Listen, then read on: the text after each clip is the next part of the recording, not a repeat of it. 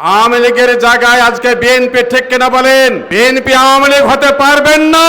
বেশি আওয়ামী লীগ সাজার চেষ্টা করলে আপনারা 17 বছর নয় 17 মাসও থাকতে পারবেন কিনা সন্দেহ আছে। এক মন্ত্রী যেটা বললেন সংসদে অসৌজন্যমূলক কথা, তুই রাজাকার। তাহলে বিএনপিকে বলতে চাই তোরা ধর্ষক, ঠিক কিনা বলেন? তোরা খুনি। তাদের আমলে প্রায় 350 মতো খুন হয়েছে। নির্বাচনের আগে প্রধানমন্ত্রী সহ ওদের প্রত্যেকটি নেতা বলেছিল জুলাই সনদ অক্ষরে অক্ষরে পালন করব এবং আপনারা গণভোটে হাইয়ের পক্ষে রায় দেন। একথা বলেছিল কিনা বলেন? আজকে জাতীয় সংসদে ওই নেতারা দাঁড়িয়ে বলছে এই কথা না বললে নির্বাচন হতো না, তাদের পক্ষে জনগণ রায় দিত না। এই কথা বলছে কিনা বলেন?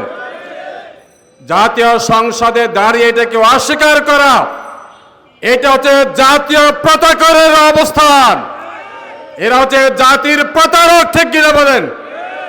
এরা ঠকবাজ, এরা ধোঁকাবাজ। এমনি ভাবে দেশকে আবার ফ্যাসিবাদের দিকে নিয়ে যেতে চায়। বাংলাদেশের 18 কোটি মানুষ এটা হতে দিবে না ইনশাআল্লাহ, ঠিক কিনা বলেন?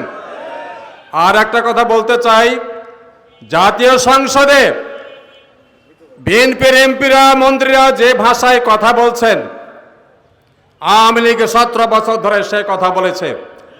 আওয়ামী লীগের জায়গায় আজকে বিএনপি ঠিক কিনা বলেন? বিএনপি আওয়ামী লীগ হতে পারবেন না। আপনাদের সেই মরদ নেই।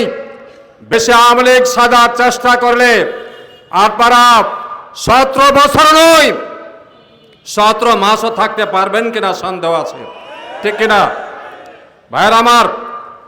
এক মন্ত্রী যেটা বললেন সংসদে অসৌজন্যমূলক কথা, তুই রাজাকার। এই কথার জবাবে আমরা বলতে চাই, তাদের স্বরাষ্ট্রমন্ত্রী বলেছেন এই 2 মাসে 266টা ধর্ষণ হয়েছে। তাহলে বিএনপিকে বলতে চাই তোরা ধর্ষক, ঠিক কিনা বলেন? তোরা খুনি। তাদের আমলে প্রায় 350 মতো খুন হয়েছে।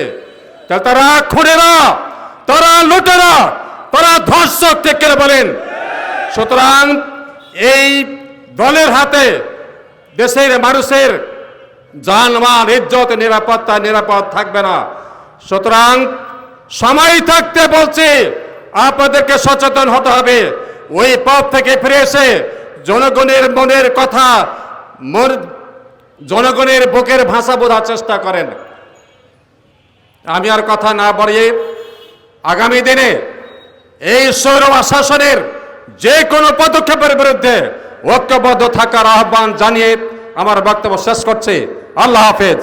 বাংলাদেশ জিন্দাবাদ, জামাত ইসলামী জিন্দাবাদ।